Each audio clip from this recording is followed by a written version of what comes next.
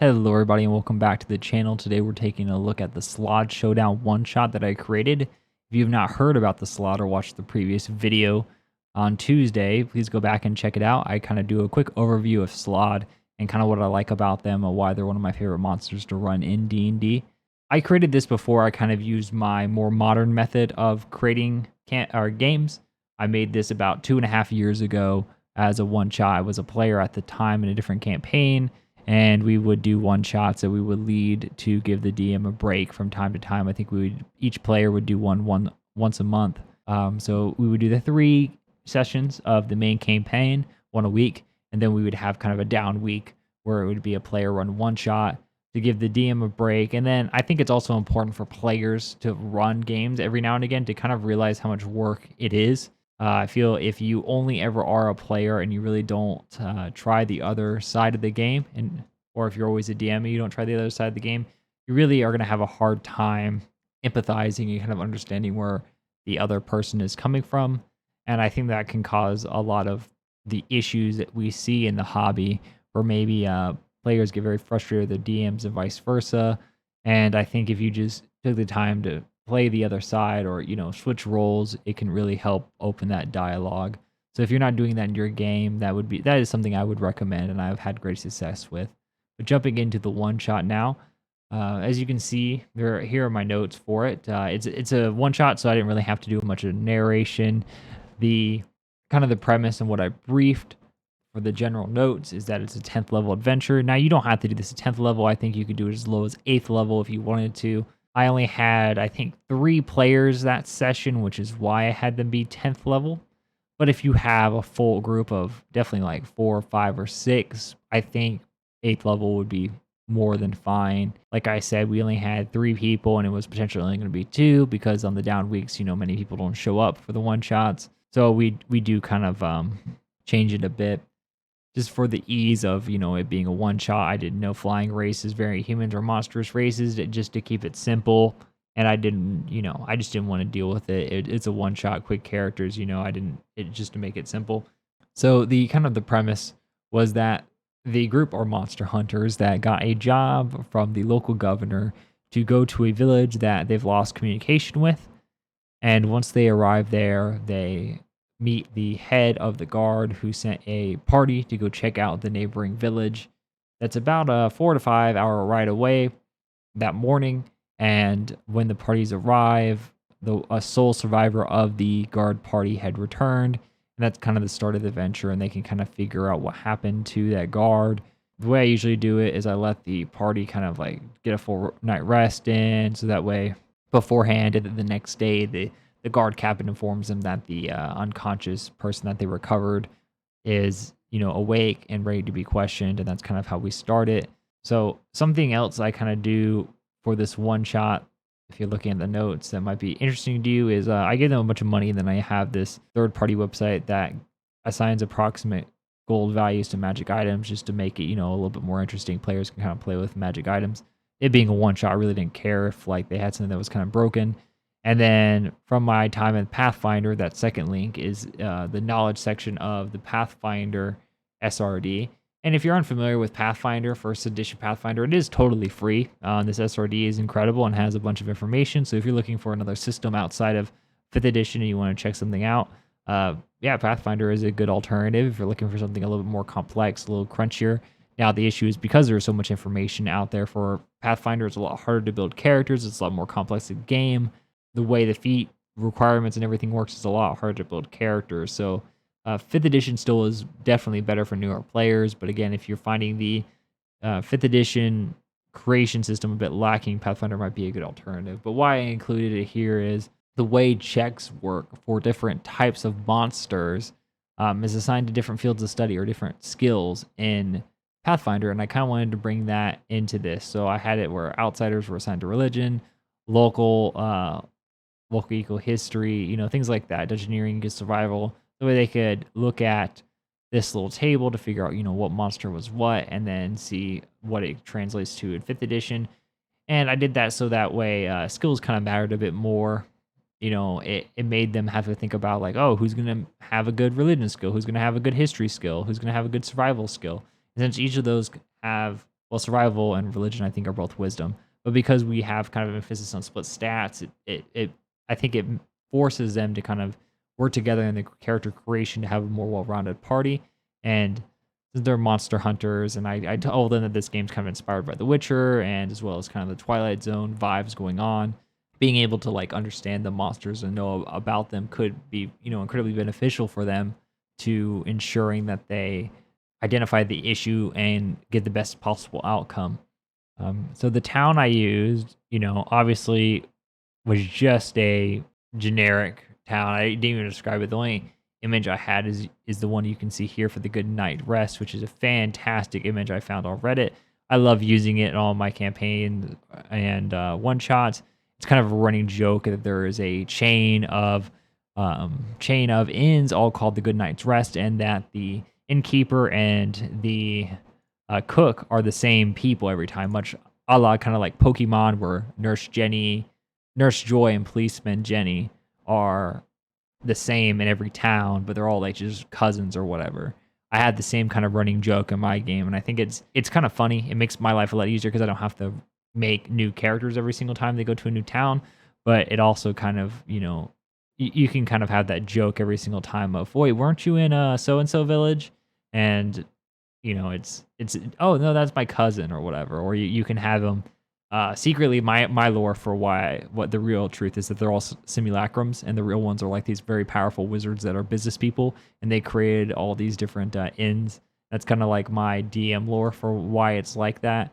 It would be something that the players would have to kind of explore and maybe learn through playing the game. And I think that's kind of a fun little like behind the scenes thing for me that most other players, wouldn't know. And I didn't even bother naming the town. As you can see, I literally just have a town info. And the way I do is I have a very improvisational tone with my games. So I literally just ask my party members. I'm just like, hey, what's the name of this town? I let each of them throw out a name, and then we kind of combine the names together, and then boom, that's the town. Or if one is really funny, we'll go with the funniest one. And I give my players kind of a lot of freedom to kind of create things like towns and characters and all that. Because at the end of the day, it's their game too, right? So as long as we're collaboratively building a world together that we're all enjoying, that's all that really matters.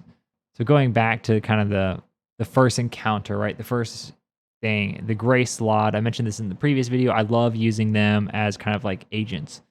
The Gray Slaad, and kind of the tip off to them is whoever has the highest perception in the party, I will make a note of something around the idea that a guard that you just saw, like a guard that was standing maybe at the gate, like a block away, all of a sudden is in front of this building guarding the infirmary. Like I really like try to stress that these guards look really kind of familiar. And because I kind of have the running joke with the bartender and the cook, it kind of sets them up with this expectation that they're kind of cousins or whatever. And I'm doing that gag again. I think it kind of conditions the players to ask, like, oh, are you, so and so's cousin? By introducing that conversation, it opens the role playing possibility. And then I have the Gray Slot obviously play dumb, which makes it suspiciously play dumb, like it doesn't really understand what they're asking or what they're talking about, or not refusing to speak at all is what I have here. But and that lets them know that something's up, right? Something's going on, something's weird. It's a very lighthearted kind of joking game. Why isn't this guard responding? And that kind of can tip them off. That tonal shift can kind of tip them off that something isn't quite right. But once I actually didn't end up getting you to use any of this when I was doing it. When I had it, I had notes about what the guard knew. Yeah, so I had notes about roughly what the town guardmen that survived would know. I was describing the wounds on the them, and one of the players I think rolled a natural 20 to inspect the wound. So that's when I mentioned that they saw, looking into the wound, they saw an eye peering back at them. That's what tipped them off that the tadpole was inside of the surviving guard, and they actually rolled incredibly well for medical checks, and I let them take the tadpole out of the guard, and they ended up squashing it and killing it, which was really cool. I really didn't expect that to happen. I expected the guard member to die after being interrogated, but I let them kill the tadpole and save the guardsman. And they were able to interrogate, well, not really an interrogate, but, talk to the survivor and get the information that they wanted, which they would have been able to anyways. But being able to save its life was an additional kind of nice bonus. And I just write these quick little notes. Like, he doesn't know how he got back, remembering that's a huge, red, scaly kind of monster with claws walking on two legs, just rough descriptions of what it is. It's shiny or slimy. You can throw that in there. Talk about how like it easily tore apart all the other guards and slashed him across the back when he was trying to run away. Hence why he lived, because he got hit in the back, a grazing wound while running. Basically the guy left with 7 other guards, and this monster just obliterated them. And the last thing he remembers is something dragging him by the collar. Something bigger than a person was dragging him by the collar. But obviously, his head was slumpy. You could really see what was dragging him. Since he got back, he looks very sickly, very pale, sunken eyes, and hasn't been able to eat anything and keep any food down. Been rather sick since then. And the implication there with the not knowing how he got back, no one knowing, he was found right outside the gates of the town, which is very odd considering he was wounded, is too weak to walk, is on the bedside. How did he kind of get there? And the goal was to once he dies the next day, and then the party kind of notices the other guy that's really suspicious. They might put 2 and 2 together that, oh, maybe this shady guard that's not speaking to us might have been what brought him here. And then when they engage it, it disappears, and that kind of adds to the mystery. I was just gonna have the gray Slaad turn invisible and try to get away if he gets to half health. But the guard, the gray Slaad's going to try and defend the doorway to the infirmary because it's trying to defend the tadpole, and maybe try to sneak the tadpole out of town is kind of its objective. But maybe the players come across him before he can get the tadpole out. But once the players get to the town, I just have this lovely little map I found online. I think I found it just doing a Google image search, and I kind of ran this little map as a town. As you can see, I don't have any numbers or anything on it because I don't really need it. I just have a list of encounters, and I kind of just chuck them where the players go. I just had this map. Actually, I think we played this at Roll20, so I had this map on the map, this map on Roll20, and I just had one token represent the party, and I just kind of let them travel where they wanted. I had the cathedral be this the zone of the boss fight, and then I just kind of had these little encounters along the way, whatever direction they went. They encountered some of these, as long as we had enough time. I had a crying Slaad sitting on a tree stump. The party would be able to hear the sobbing from a distance. I used this as the one when they were first entering the town, and it's just this big Slaad, this big red Slaad. If they have the ability to read it or to speak to it, they can find out that it's upset. Maybe it has smeared makeup on it. I like the idea of it having mascara that's running from its sobbing and crying, and has this really crooked lipstick because it was trying to apply it, but it's this horrific toad monster and doesn't quite have the dexterity that it might have once had. And it's it has hurt feelings. Maybe it has a broken mirror with it, and it's you're trying to use the broken mirror to apply the makeup, but because it's got holes in it and stuff, it's really difficult for it to do it. It'll start yelling at the characters, asking if it's pretty, if they can't understand it, if they have no means to communicate with it. Obviously, after a while, it will fight them. But if they comfort it and help him, help the crying Slaad, it'll come back and maybe help them out in a later encounter. Let them save some resources. I really like to reward players for helping the monsters. I don't ever want to punish them for assisting the monsters or doing the right thing, because I don't want to get them in the mindset that combat is the only option. So rewarding them in some way by having encounters where it doesn't end in a fight, I think is the best way of going about it. Yeah, the crying red Slaad. If they have the ability to kind of read minds and stuff, I like to have it be fractured memories of maybe a woman that's face is gone. If you've seen the I think it's a French painting of the man that cannot be replaced or cannot be replicated. It's on the screen now, the artwork and the name of it in English. But you can kind of maybe evoke some of that imagery of just this beautiful woman that you can't see the face is gone, or you look into it's looking into the mirror and all you can see is the back of its own head. Kind of that spooky nature of and the implication that it was once a woman, got turned into this horrific red Slaad, and it's not a monster. It's not this awful thing. It's just this like really broken human that got turned into this monster. And I really like, again, like if you watch a previous video, you know I really like the body horror and the kind of the creepy aspect of it. The next one is the one I mentioned in the last video, the cow that sounds like a person saying moo. So it would be a field of cows, or you can just have a field. The way I did it, I think I had a field of cows, but all the cows were on one side of the pasture except for one. And the other cows were mooing normally, and the one cow sounded like a person half-heartedly saying moo. Just like, moo. Moo. Just the deep sigh. It's, it's a dumb kind of just throw away. If they go near the pastures, you can just chuck this in. If the party casts any spells or is talking about any sort of magical items near the pastures, I'll have it where maybe the cow tries to like run up and steal one of their spell books or magic items if they're talking about it or indicate in some way that it is magical. If the effect is really like obvious or overt, the cow will try to get it. And if the cow doesn't, if they don't do anything with the cow, or maybe they don't have any magic items that are like overt or obvious or discuss anything or do anything magical, the cow will just reappear later as a different encounter, as a little girl in a swing set that's wants to learn about magic and just trying to get them to show the little girl a magic trick. This one's pretty dark, so if you are maybe like kind of sensitive to violence and gore, maybe skip like 2 or 3 minutes ahead of this video. But the next one is the butcher. It's a blue Slaad in an apron with a butcher's cap on, and I have it, the way I kind of describe it is maybe they see blood from outside the butcher shop and kind of trailing in, and they look into the windows. They see this Slaad like hacking things behind it, and you can be really visceral and like hit the table, like pounding rhythmically to like kind of imply the knife, the butcher's cleaver hitting the cutting board. And then maybe it turns with a tray and they can see it's like human feet and hands and fingers and things that were on the tray that it was chopping off of a body.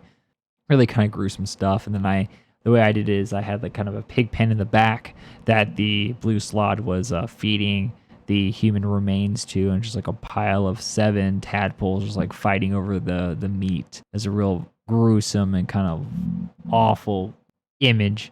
Because I don't want everything to be kind of cutesy. I want them to understand that these are just like these inhuman aliens, and even though that person probably used to be a butcher, and it's just kind of following what they know, they have lost their humanity and don't necessarily, it's not all just sunshine and rainbows. I really like that one because it's a really good tonal shift. Because we have the crying Slaad and then the cow are the first two that my players came across, and then I think they came across the green Slaad's magic chamber where they heard chanting from a cellar and these lights that were flickering, but they ended up not going down there. Instead, they went the other way, and then they found the butcher. Something else that I had was I had 2 Slaads fighting in a pottery shop, and I had this pretty early on, even though it's the last one on this list. I think I had this one actually right before the green Slaad ritual cellar.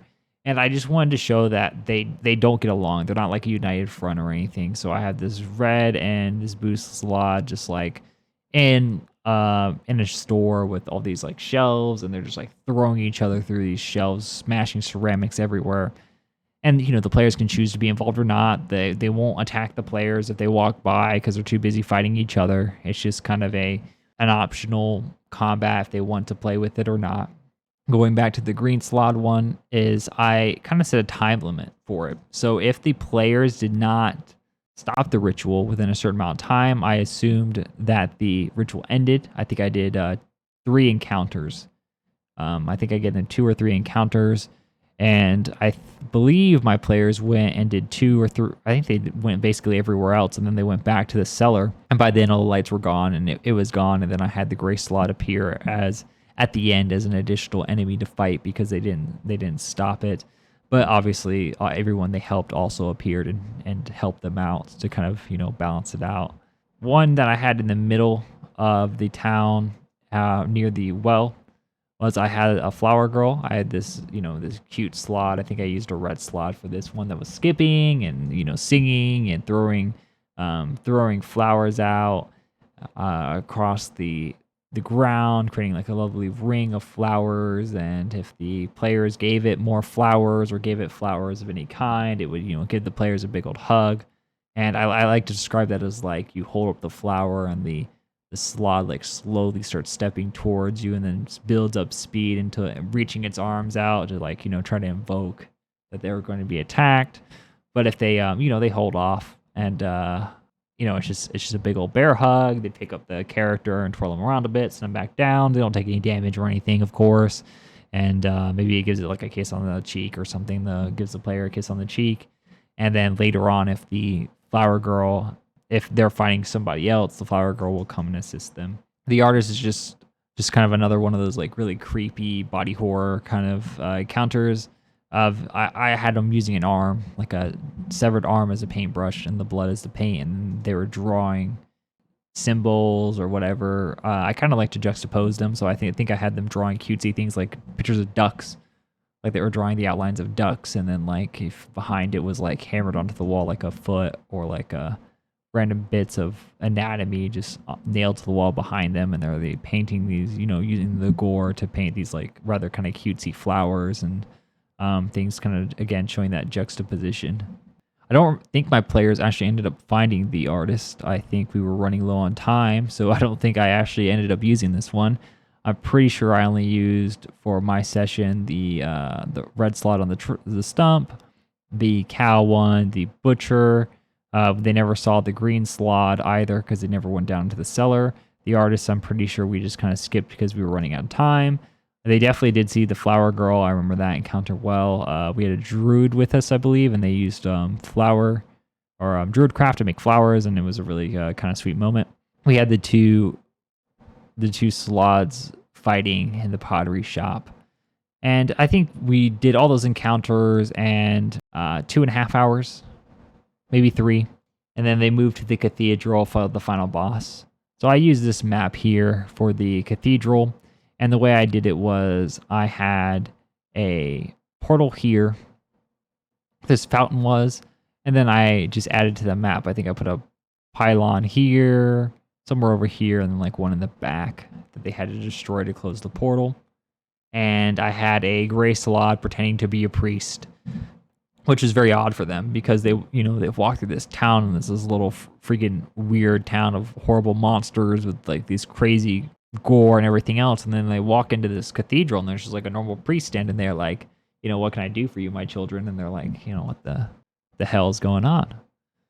So immediately they were suspicious of the fact that this priest was seemingly normal, as it should have been, and it was obviously a gray Slaad in disguise that was trying to buy enough time for the death Slaad to come out of the portal.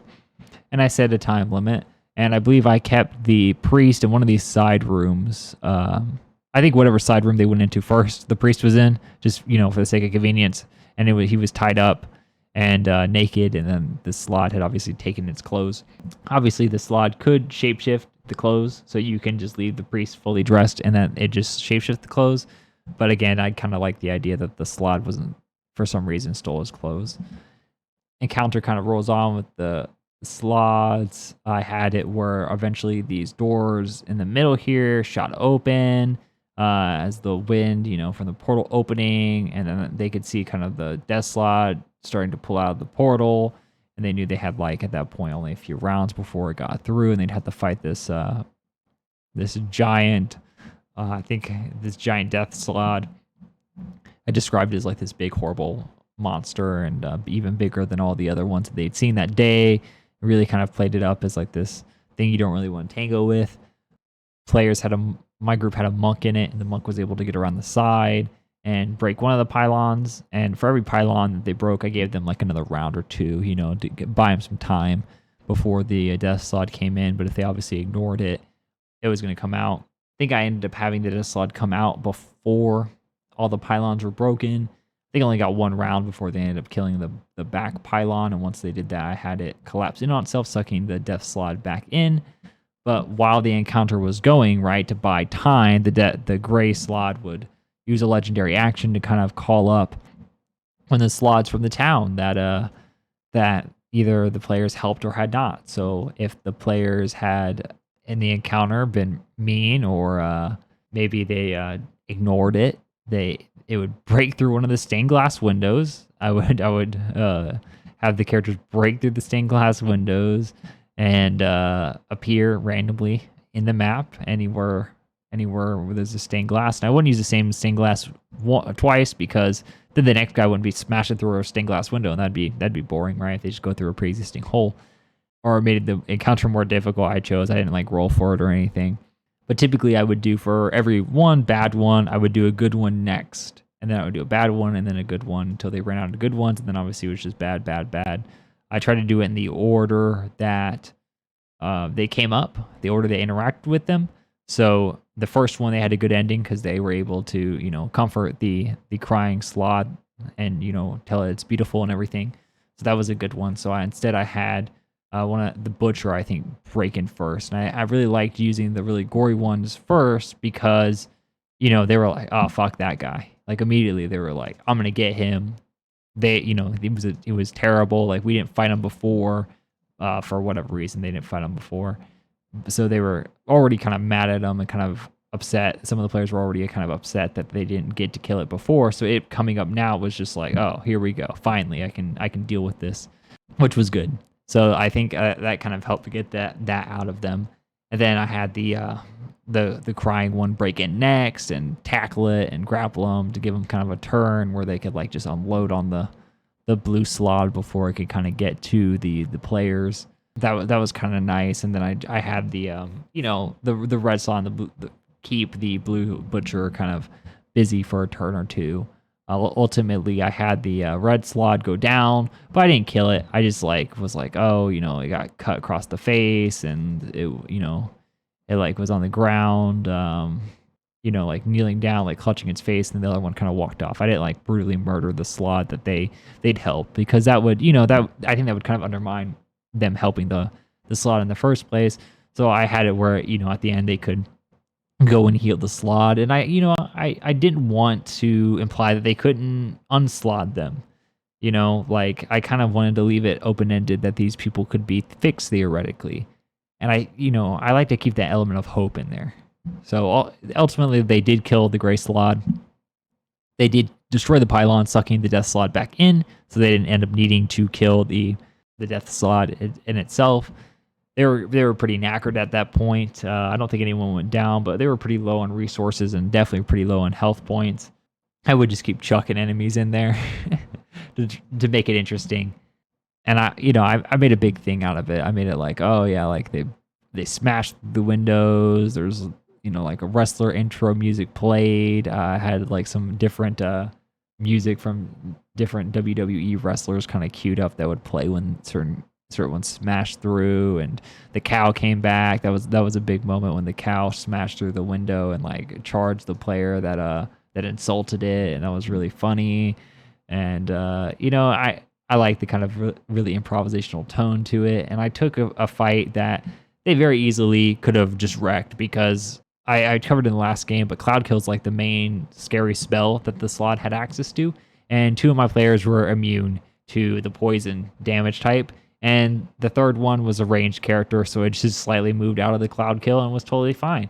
That really took a lot of the threat out of the fight, which is, it's fine. The players just chose well. They had no idea they were fighting Slaad, or that Slaad could cast Cloud Kill, so that wasn't like the metagaming or anything. There was no way they would have known. I didn't tell them what monsters they were fighting or anything beforehand, or tell them the name of the one shot. They just knew it was like a monster hunting thing. So good on them for just, predicting, I guess, poison damage type and, being on it. And it didn't impact. I don't think it negatively impacted the encounter at all. In fact, I purposely didn't have the Death Slaad stand in its own Cloud Kill so that they could just kind of maneuver around it. I didn't want to be really lame and metagamey, I wanted to be a difficult fight, because having a large circle in the middle of the cathedral that they couldn't walk in without taking damage makes it a little bit more dynamic, makes them have to move through the pews, and I made the pews rough terrain to try and make it a little bit more difficult. And then obviously with the enemies smashing through the glass windows from the back and the sides, it made it really chaotic. Made it kind of really chaotic, and a really fun encounter where they got to use all the spells. We really didn't have much combat up until that point. unless they chose to get into combat. So having that big like combat where they got to blow off all their cool abilities, because they built 10th level characters, and this is, for a lot of them, this is the first time they played that class, and they really wanted to test out how good that class could be at 10th level. So they made really strong, powerful builds, and I was totally fine with them having super optimized builds, because the more optimized their builds are, the less I have to worry about scaling things back, and the more I can just chuck more stuff at them.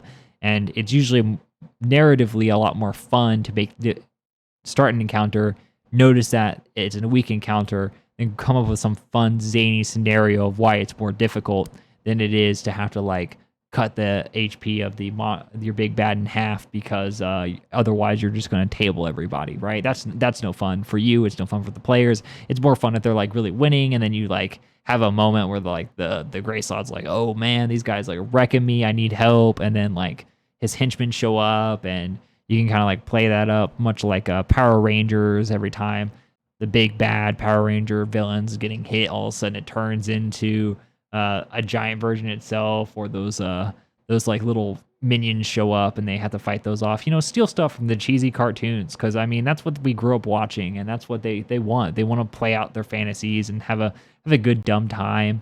And I like to add a little bit of some adult themes and narratives in it with the body horror and all that. But it doesn't always have to be so serious. It doesn't always have to be so intense. You can be a little bit more zany and funny. And I think having that levity really makes those moments where you're a lot more serious hit so much harder, when you're very like light and funny and kind of improvisational, and then all of a sudden it's like reality hits them, like the horrors of the universe of D&D just like comes in all of a sudden and just slaps them across the face.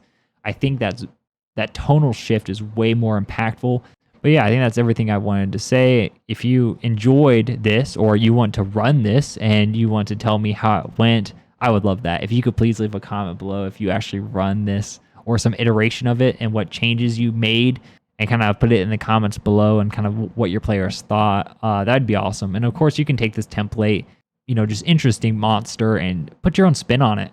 Like, that's what's fun, is like everyone has a different way of running these things, and because they're so inherently chaotic, there is no wrong answer. There is no wrong way to play Slaad. Thank you for watching, and I'll see you guys next time.